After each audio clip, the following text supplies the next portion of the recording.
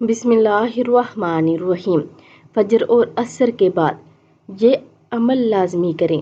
رسول اللہ صلی اللہ علیہ وآلہ وسلم نے ارشاد فرمایا، میرے نزدیک طلوع آفتاب کے وقت تک بیٹھ کر اللہ کا ذکر کرنا، یعنی اللہ اکبر، الحمدللہ، سبحان اللہ اور لا الہ الا اللہ، کہ اللہ کے سوا کوئی معبود نہیں، کہنا اولاد اسماعیل علیہ السلام میں سے 2 یا اس سے زیادہ آزاد غلام کرنا سے بہتر ہے۔ اس طرح نماز عصر سے اور غروب آفتاب تک اللہ کا ذکر کرنا میرے نزدیک اولاد اسماعیل علیہ السلام میں سے 4 غلام آزاد کرنے سے بہتر ہے۔